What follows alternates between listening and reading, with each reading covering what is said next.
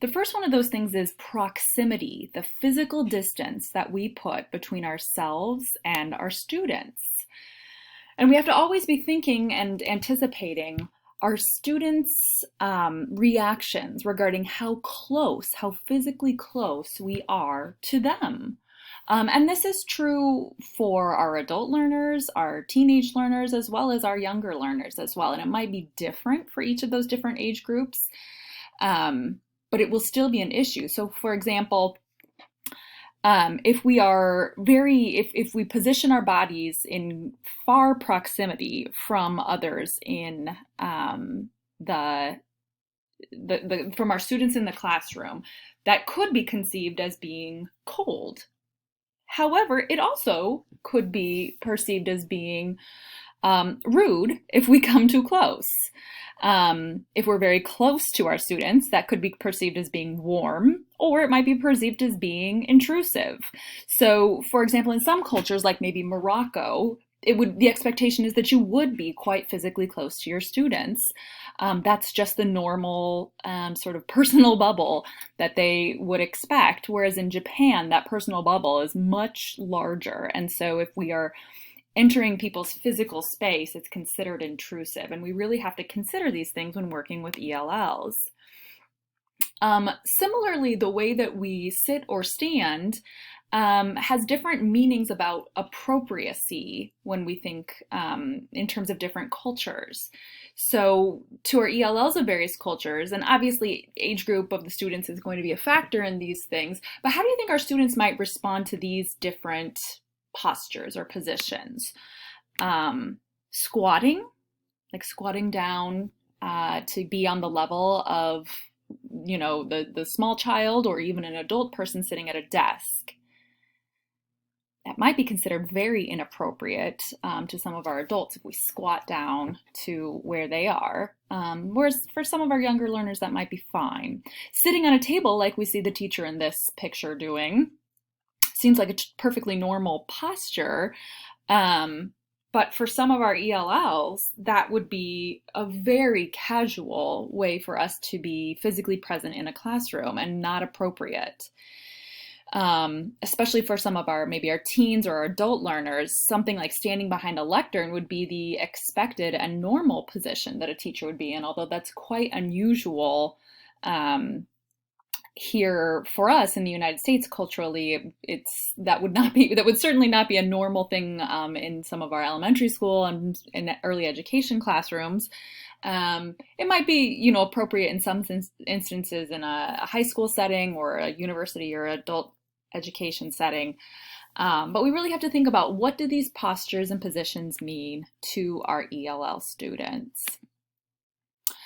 We also want to be aware of our movement in the classroom, the way that we move. So we know that teachers who stand in one place, whether that's at the front or one place in the classroom, can really bore our students to tears. But at the same time, constantly moving around the classroom while expecting students to pay attention to you can be exhausting for them to follow. They're having to crane their necks constantly to watch where you're going.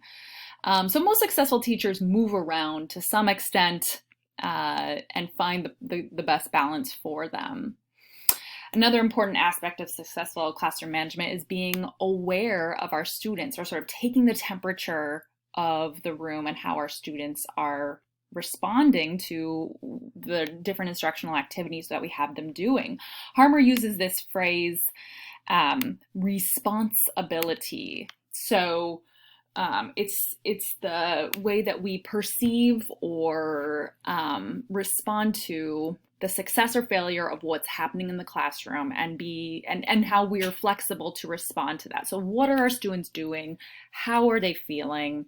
What are they saying or not saying when they participate or don't participate? And being able to be nimble in terms of our perception of what's happening and how we respond to it.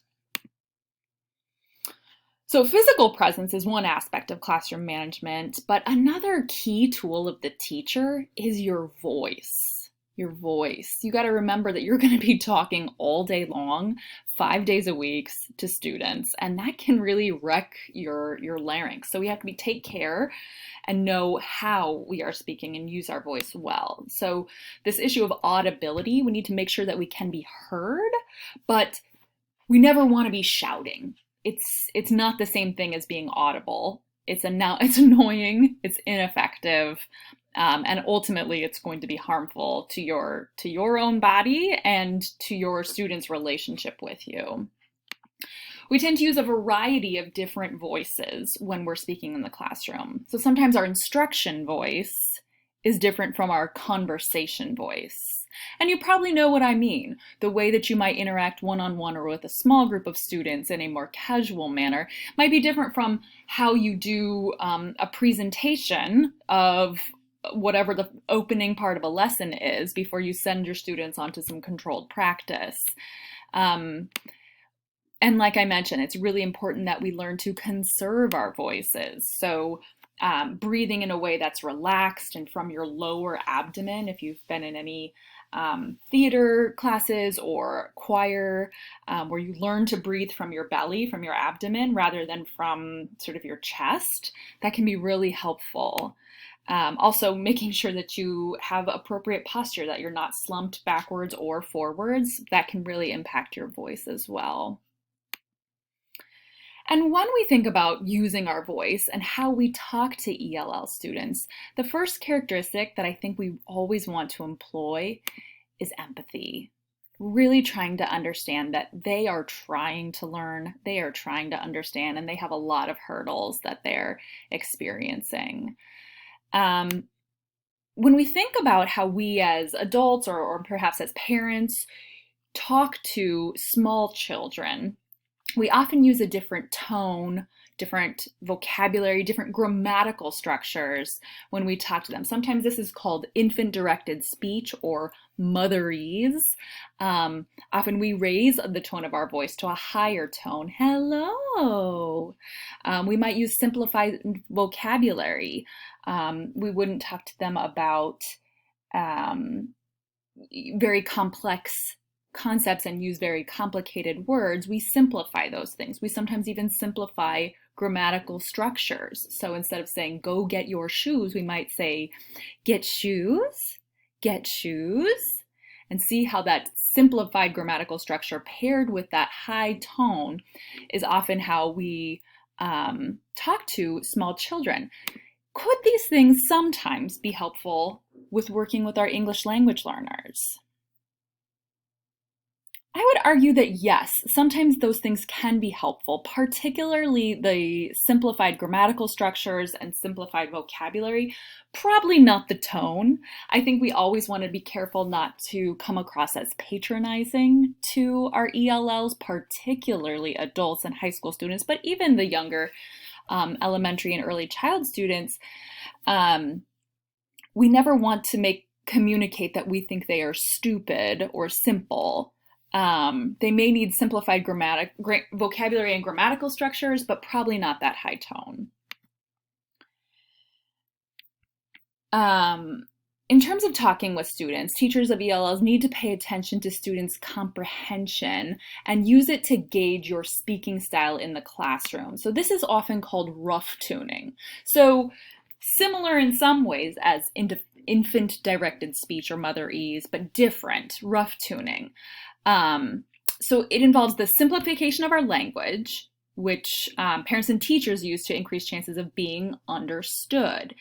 It's related to the idea of comprehensible input. Maybe you've learned about that in some of your other TESOL classes, but this idea of I+1, that what our students need is input of language that's just a little bit above their current level of understanding. You may have also heard of the zone of proximal development, this idea that we always want to give our students language and knowledge inputs that are just a little bit above what they currently understand so that they keep learning. In order to rough tune, a teacher needs to be aware of three things. First, the kind of language that students are likely to understand. So what do they already understand? What can they already do with language? Next, what do you want to say and how best to say it? So what is the thing that you're trying to convey to your student and how to convey it in that way that's just above what they currently understand. And then finally, the manner in which you speak. And again, that's going to involve often that simplification of language, simple vocabulary, sometimes simpler grammatical structures.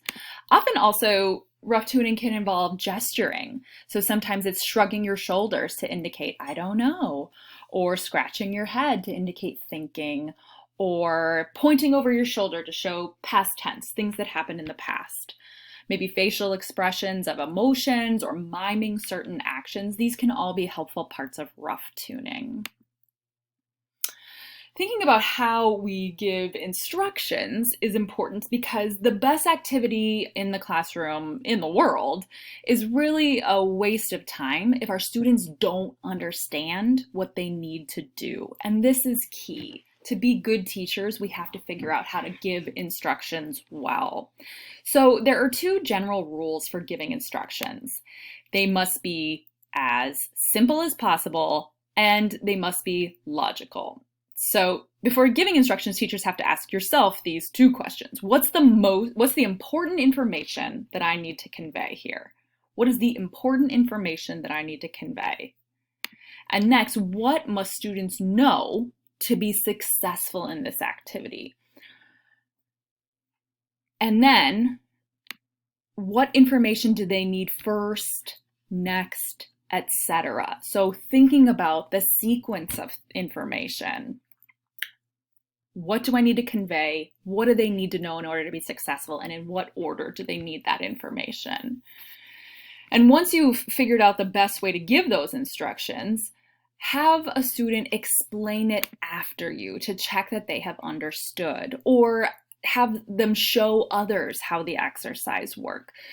Build in some amount of quick assessment to make sure that students can understand what they need to do. Harmer also in chapter 3 discusses the great debate between student talking time and teacher talking time. And this can be a big question in the world of English language teaching. What's the ideal ratio? Should teachers spend a lot of time talking in the classroom? Or is it more important that we facilitate a space for students to have plenty of time to talk? What do you think? Is there an ideal ratio? Is it 50-50, 40-60, 20-80? Well, there's no solid rule on this question, but I would argue that teacher talking quality is maybe more important than teacher talking time.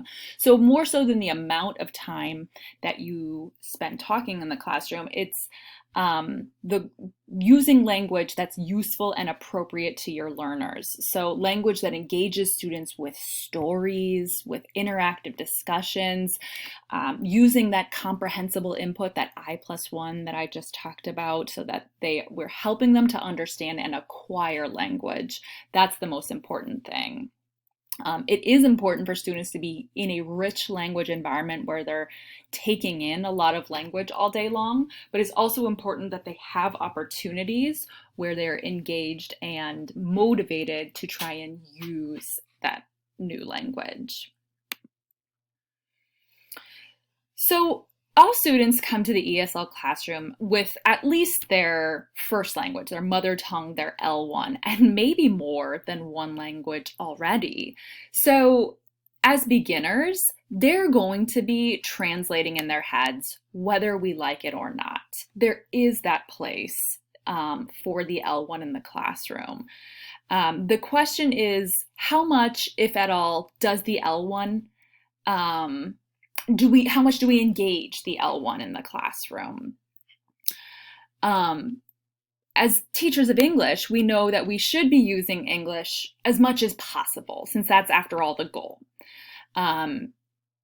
But sometimes there's ways that we can use the L1 as a bridge for our students from the known to the unknown. So sometimes doing things like giving instructions in the L1, if you share their L1, if you speak it and understand it, or having the students repeat the instructions that you give them in English back to you in the L1, so that you can ensure they have understood. Now that's if you have some kind of proficiency in your students' L1. You are very likely to have several L1s in your classroom that you as a teacher don't speak or understand. So it won't be possible to use it. But if you do share that L1, you can use it to your advantage. You might want to try to translate particular words or especially complicated instructions, if that's necessary or if that's possible. It can also be helpful for us as teachers of English to help our students draw distinctions between their first language and English. So if there are cognates or words that are very similar in the first language and in English, it can be helpful to point those out to students so that they can use those to their advantage. It can also be helpful to draw distinctions, things that are different between the L1 and English. So for example, there are sometimes sounds, phonemes, in English that aren't the same in their first language. So I'm thinking of the letters B and V or B, V sounds in Spanish. There's really not much of a distinction between those two in Spanish, B, V. But in English, those are quite distinct, and the meaning of words changes significantly if they're confused. Similarly, the L and R sounds, the liquids L, R, L, R, in languages like Korean, Japanese, Kirundi, it's basically the same sound for them, so it can be very challenging for those students to differentiate the pronunciation of those sounds. Sometimes pointing those things out to our students of particular language groups, those distinctions, can be helpful in them acquiring the sounds in English. Another important part of classroom management is how you arrange the seating. So there are a lot of different varieties that have been tried historically, and there are benefits and costs to each. We see these different varieties including separate tables, a horseshoe or semicircle arrangement, a circle or round table, or sometimes kind of old school orderly rows. I would say that in terms of orderly rows, there can be some advantages in that there's a better view of the board for everybody in the classroom, or the projector, the screen, whatever's up front. Sometimes with very large classes, it's the only seating arrangement that's possible. And especially in EFL settings, English as a foreign language settings, like overseas, you may be in situations where you're teaching, 100 students, and large or orderly rows is the only option that you can utilize. What's hard, a drawback, is to being able to keep everyone engaged and remembering to call on those who are in the back. Arrangements like circles or horseshoes can really communicate a message of equality. It kind of takes the teacher out of a position that is dominating, makes them much more sort of on the level of the students, and all students can see each other. It's kind of an intimate sort of feeling. Allows them to have eye contact with each other. They don't have to turn around like they would if they were in rows. But it can also be difficult if someone's up at the front trying to lead or moving around the classroom. Someone's back is always going to be to the teacher and going to have to turn to look. Things like separate tables can be great for group work or for mixed ability classes, so you can differentiate tasks and instructions. It can make whole class teaching more difficult. Their attention is going to be more diffuse and separated. Students can distract each other. But so there are good uses of each of these seating arrangements. There are pros and cons. Related to the question of seating arrangements is how we think about grouping our students. Different kinds of groupings are useful for different kinds of tasks. So whole group, whole class activities. That's especially useful when you're doing things like controlled practice or drill, when you've given some instruction and are doing activities that involve everyone. It can also be helpful in sort of building community. We're all working together on the same thing, part of the same team. However, it can be less effective when you're trying to encourage the contribution of students who are maybe more inhibited to speak up in front of the whole class than in front of a smaller group. Group work or pair work is really great for fostering cooperative activity and encouraging the participation of some of those students who are more reluctant or more self-conscious about their use of English up in front of the whole group. It also gives students opportunities to take more agency. They have to take more responsibility for what's happening in their small groups or their pairs. But it can be tricky if students just don't like who they're paired with and don't get along well, or if their partner or their small group share the same first language, they may revert to that first language when things get tough and might not feel especially compelled to use English. Solo work, working just by themselves, can be a really important opportunity for especially more introverted students or students who just need more thinking time. It allows students to work at different paces, kind of relax their public faces and really focus in on a listening or speaking or actually more likely a reading and writing activity. Depending on what you have them do, some amount of solo work is really important in the language classroom. Once in a while, offering an opportunity for class-to-class groupings can be beneficial, potentially when you have some higher level students who can demonstrate their learning by helping lower level students. The lower level may be motivated by seeing the skill of the higher level, and the higher level get that opportunity to reinforce their own learning when working with the lower levels. So you'll be doing some video ants that are going to discuss how different student groupings can be effective for language learners, especially in mixed ability classrooms. So keep an eye out for that. Well, that is all for Unit 3. So have a look at the task list for details and activities. I hope you enjoy those, and I will see you soon.